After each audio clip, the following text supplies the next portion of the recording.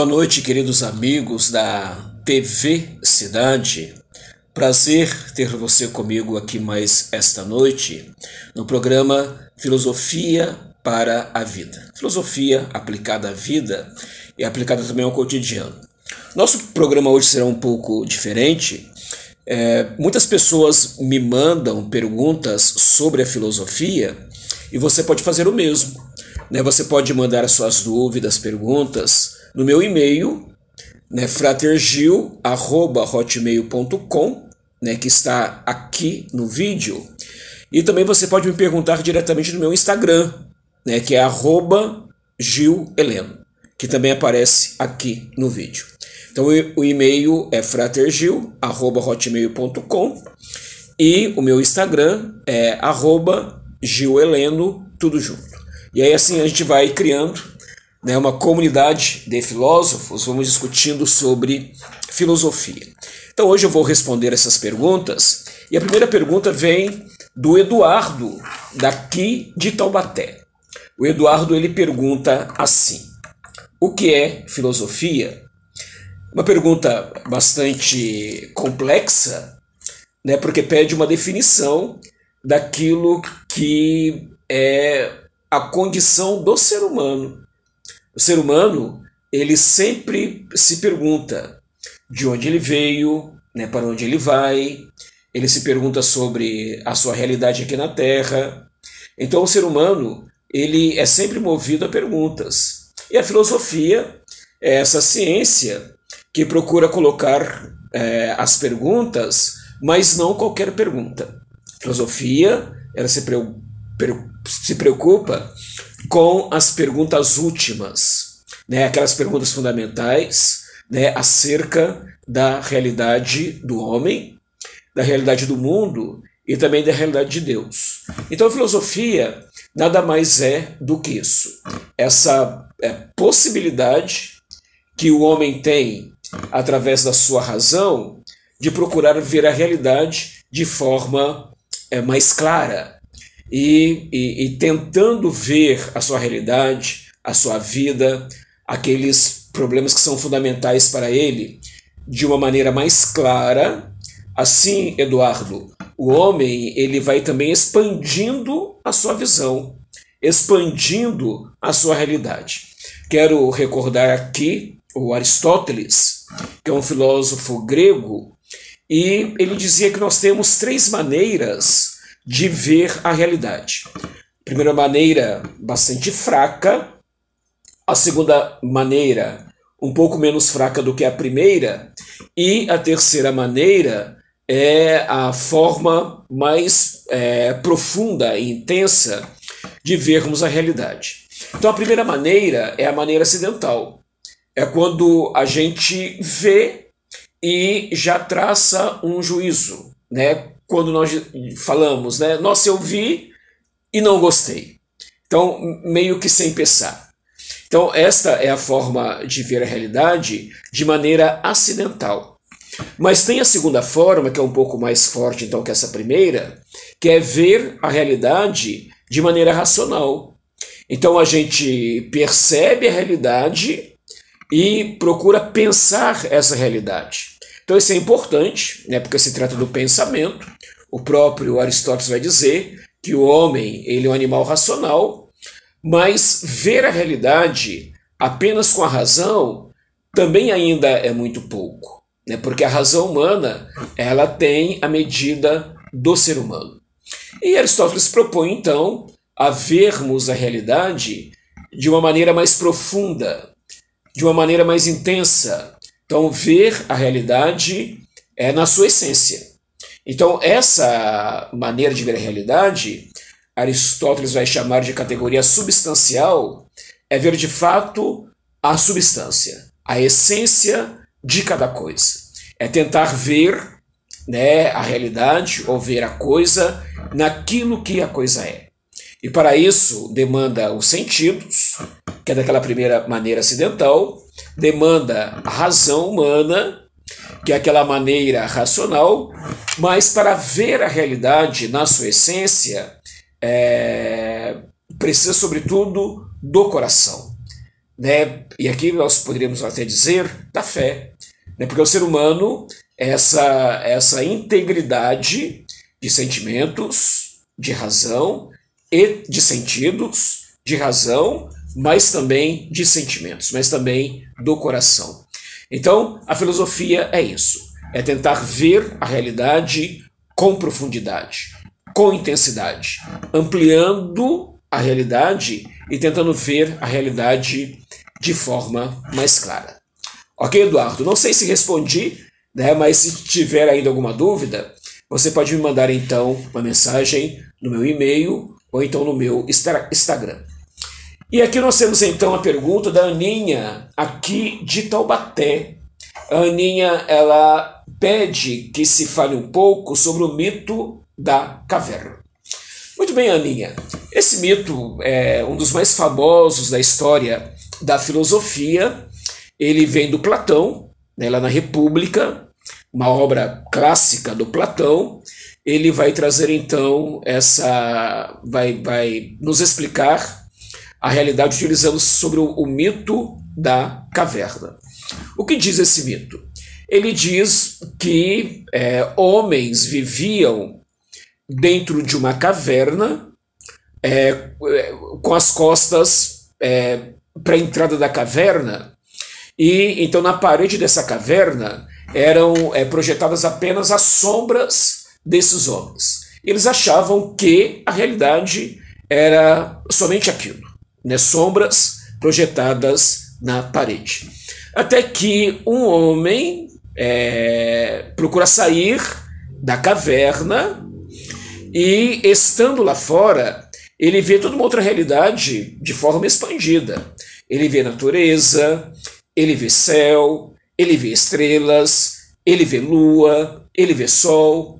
Então ele toma posse dessa realidade que ele não via quando ele estava na caverna. Então, em linhas gerais, o mito da caverna significa isso, né? A filosofia como a possibilidade de fazer com que o homem ele veja a realidade de forma muito mais ampla e na sua verdade. Então, ver a realidade de forma autêntica, né? Ver a realidade de forma verdadeira. Então, o filósofo é aquele que procura a verdade pela verdade. E aqui a Aninha, né? Tanto o Platão quanto o Aristóteles, eles tiveram uma briga ferrenha com alguns indivíduos no seu tempo, que nós chamamos sofistas, que eles manipulavam, em certa maneira, a realidade. Então, era uma realidade que não tinha um fim, uma verdade, que não tinha um fim em si mesma, mas que era meio para oferir lucros, para oferir fama e status.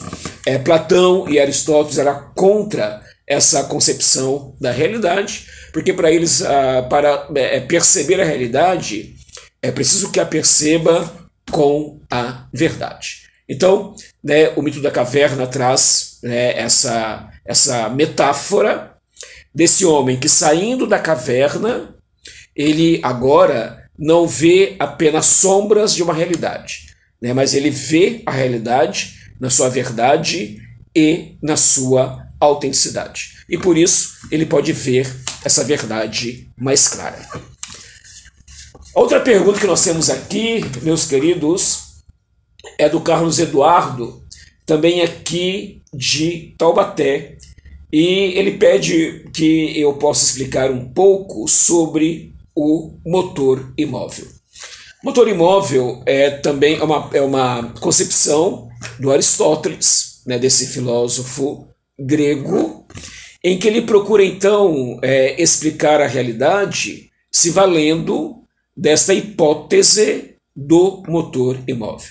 Então vocês vejam, né, tanto Platão quanto Aristóteles, e assim no percurso da caminhada da filosofia, os pensadores, os filósofos, são aqueles que querem de fato descobrir, né, o que é a realidade na sua totalidade, na sua verdade, na sua autenticidade. né? Isso já começa lá na filosofia antiga, na filosofia grega. Então o motor imóvel é essa hipótese do Aristóteles que ele tenta explicar a realidade. Como ele explica isso? Para Aristóteles é evidente, né, que no mundo tudo se movimenta. Então tudo no mundo está em movimento. O mundo é sobretudo movimento. Mas para Aristóteles não é capaz do movimento ser resposta para ele mesmo, porque o movimento não pode ser resposta para o movimento. E aí Aristóteles, isso ele fala lá na Metafísica, nessa obra clássica dele, no livro 12, ele diz que a única resposta possível e viável para o movimento é aquilo que é imóvel. Então somente o imóvel é capaz de dar razão, de dar resposta para o movimento. E aí, né, refletindo, né, raciocinando, Aristóteles chega à conclusão de que existe sim, na realidade, o motor imóvel. Ele mesmo não se movimenta, mas ele coloca em movimento todas as outras coisas. Então é uma hipótese interessante. Quem fez a pergunta foi o Carlos Eduardo, e que eu animo você, então, né, a procurar essa obra do Aristóteles, a Metafísica, e ir lá no livro 12, né, o livro Lambda, onde o Estagirita, né, Aristóteles é conhecido também como Estagirita, porque ele nasceu na cidade grega de Estagira.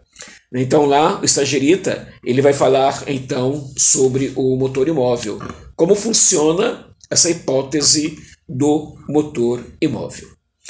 Temos aqui agora uma pergunta do André, nosso querido André, me perguntando assim: qual filósofo te despertou para a filosofia? Pergunta bastante interessante. Eu fiz filosofia em Brusque, em Santa Catarina, lá na FEB, na faculdade lá de Brusque. E ali, nos meus estudos, certo dia, eu descobri Kant, né, Immanuel Kant. E as hipóteses filosóficas deste idealista mexeu comigo. Então, penso que Kant mudou a minha maneira de ver o mundo e de ver a realidade com o pensamento dele. O Kant tem duas obras bastante famosas: a Crítica da Razão Pura e a Crítica da Razão Prática, entre outras obras também, a Crítica do Juízo, e também bastante escritos, mas as mais famosas são essas duas que eu mencionei. E por que Kant mudou a minha maneira de ver a realidade?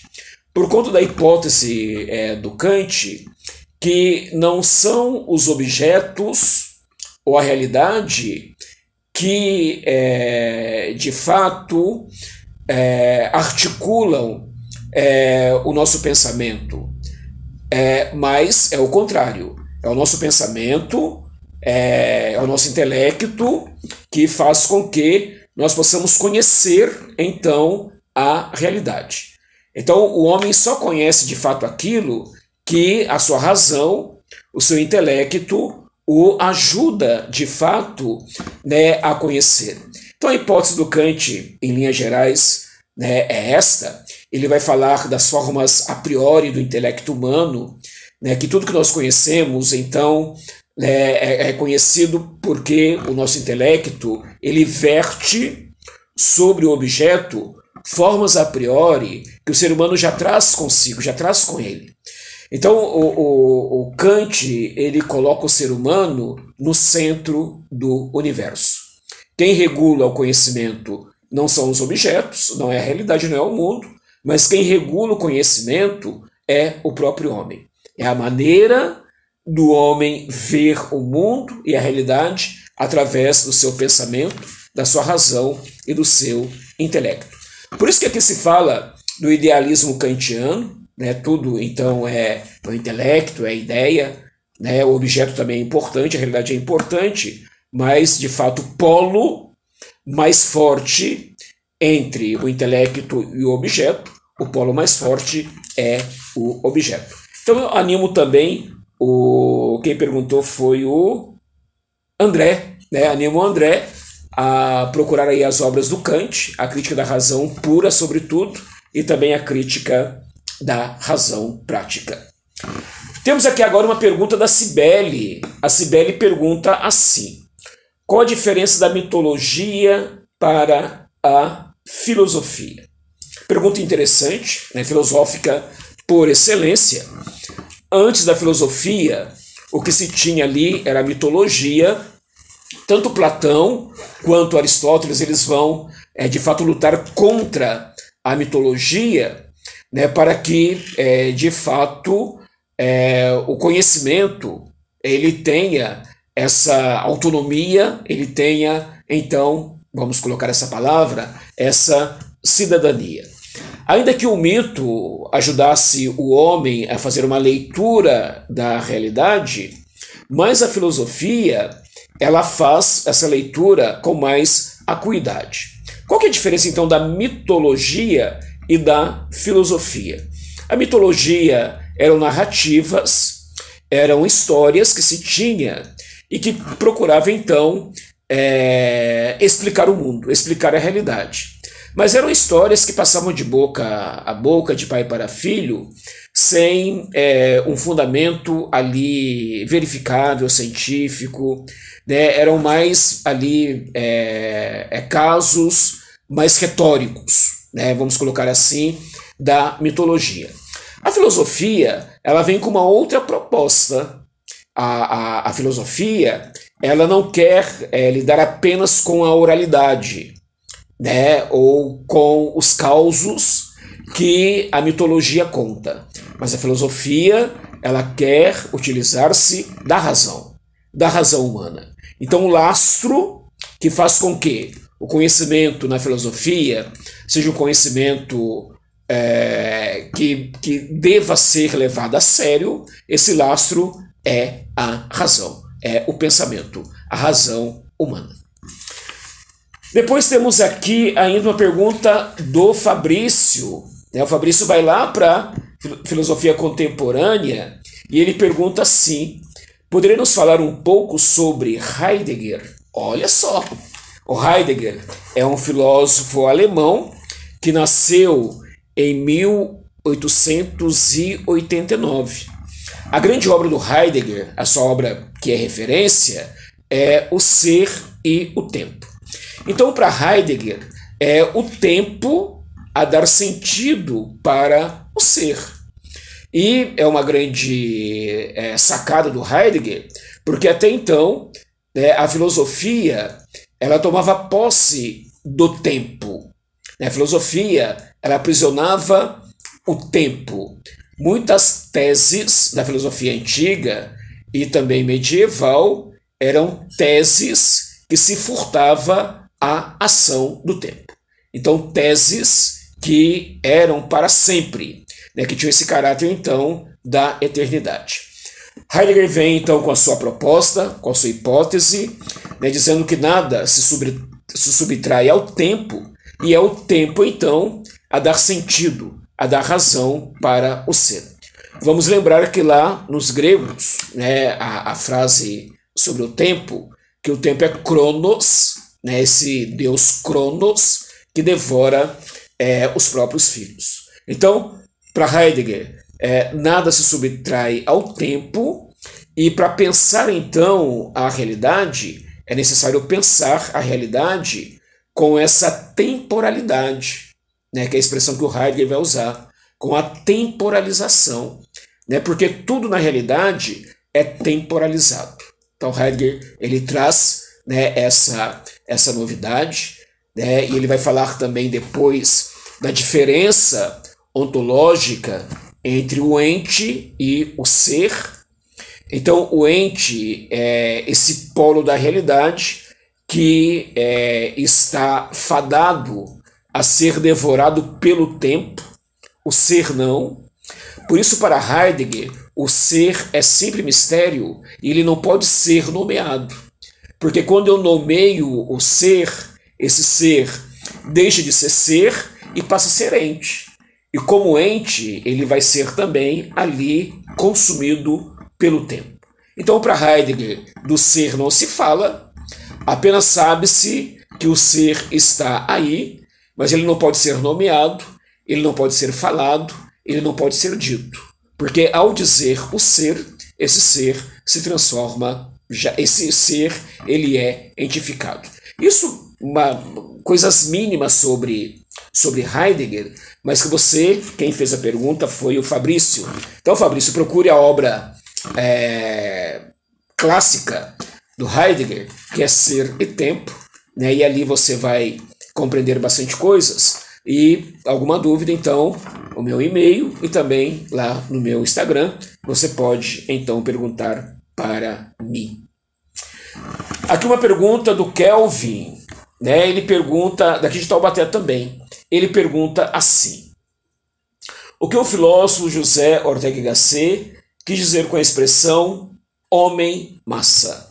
Interessante, porque essa expressão é clássica desse pensador espanhol, o José Ortega y Gasset, na sua obra Rebelião das Massas. Então a obra clássica do Ortega é a Rebelião das Massas, e ali ele vai falar do homem-massa e também do homem nobre. Quem é o homem-massa, então, para José Ortega y Gasset? Homem-massa, esse homem que não pensa, esse homem que vai de acordo com a moda, ele não tem opiniões fundamentadas, mas tem apenas opiniões que ele ouviu falar e ele deixa-se manipular, né, pela mídia, né, pela cultura. Então é um homem que não tem uma autonomia própria, mas ele, a gente até utiliza essa expressão, né, gado, né? Então é aquele gado que vai junto com a manada. Onde a manada for, o gado vai atrás. Se a manada cair no abismo, então todo mundo vai cair também.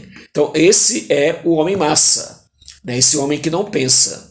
E Ortega ele começa então a obra dele, A Rebelião das Massas, dizendo que um fato muito grave começa a acontecer na Europa, né, que é o domínio do homem-massa, a rebelião das massas. Esta massa que nos cafés, nos lugares, nos espaços públicos, ela quer dar a sua opinião. Mesmo sem ter estudado nada, sem ter pensado nada, sem ter refletido nada, a massa se acha no direito de ditar regras, então, para a sociedade. E para Ortega, isso, então, é uma catástrofe. Mas existe uma solução para o homem-massa. Que solução é essa? O estudo, a reflexão, a preparação, a educação. E na medida, então, que esse homem-massa ele procura, de fato, se aprofundar ali na erudição, ele passa de homem-massa para homem nobre. Quem é o homem nobre? Aquele que estudou, aquele que conhece, aquele que sabe, mas ao mesmo tempo ele tem a percepção de que não sabe nada. E aqui nós podemos nos recortar para Sócrates, também outro pensador grego ali da antiguidade, que ficou famosa a frase do Sócrates, ele que era um dos homens mais inteligentes do seu tempo. Então Sócrates ele dizia assim: só sei que nada sei. Então a gente diz, né, a douta ignorância. É saber que mesmo estudando, refletindo, lendo bastante coisa, a gente na realidade sabe pouca coisa. Muito bem. Aí, para quem quiser ler o Ortega, tem então A Rebelião das Massas, é o pensador, né, que eu me especializei nele, no meu doutorado. Então lá na biblioteca da Faculdade Deuniana tem lá minha tese de doutorado, né, quem quiser conhecer melhor o Ortega, então basta procurar lá. Muito bem, agora a pergunta do Alberto, aqui de Taubaté. o Alberto ele diz assim: fale um pouco sobre a corrente existencialista na filosofia. Muito bem, uma boa pergunta, né? Hoje, nós, sobretudo, na nossa realidade, no nosso mundo, nós vivemos essa corrente existencialista de uma maneira muito acentuada. É a filosofia da nossa época. Então nós temos ali alguns autores referenciais no campo do existencialismo: o Heidegger, o Sartre, né, a Simone de Beauvoir, o próprio José Ortega y Gasset. Então são pensadores que procuraram dar uma resposta para a realidade presente, a realidade do aqui e agora. Se lá na corrente essencialista, representada então pelos gregos e também pelos medievais, aqui, né, Aristóteles, Santo Tomás de Aquino, então se antes acreditava que havia uma essência eterna, né, e que tudo mais se conformava de acordo com essa essência. Por exemplo, né, para Aristóteles, o homem é animal racional. Então, esse é o programa do ser humano. Então, basta que, durante toda a sua vida, ele procure realizar esse programa de animal racional e ele, então, será feliz. Os existencialistas dizem: não é assim. Não é uma essência que precede o ser humano, mas é a existência a preceder a essência do ser humano. O ser humano é no curso da sua vida que ele vai construindo a sua essência. Mas essa essência é construída e também desconstruída a cada dia. Por quê? Porque o ser humano não tem nenhum programa a ser realizado.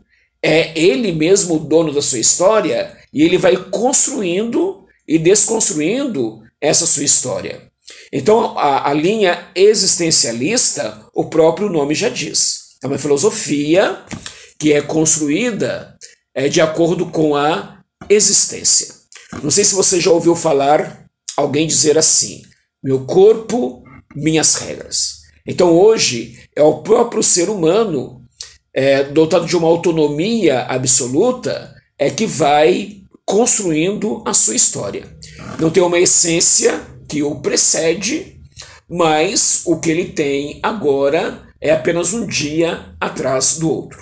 E ele é convidado, então, a construir a sua vida nessa precariedade que é a existência. O Heidegger ele vai dizer que o homem é um ser para a morte, porque esse um dia atrás do outro vai culminar com a própria morte do ser humano. O Sartre vai dizer que o homem é uma paixão inútil, né? Então nós temos aí no existencialismo também uma antropologia muito pessimista, mas que ao mesmo tempo nos ajuda a pensar ali a realidade e a existência humana. Nós teríamos mais perguntas aqui para responder, mas o nosso tempo já está escasso, a luz vermelha já se acendeu, é o momento de nós pararmos. E gostei do programa hoje, uma possibilidade de responder as perguntas de quem está nos acompanhando, está nos assistindo, né, para que possamos também, através das perguntas, irmos nos aprofundando na filosofia. Obrigado pela sua companhia aqui comigo. Então, mais alguma dúvida, você pode mandar alguma pergunta no meu e-mail, fratergil@hotmail.com, ou então, né, você pode mandar também lá no direct, nas mensagens do meu Instagram, @gilheleno, tudo junto. Obrigado, né, foi um prazer, uma alegria estar com você.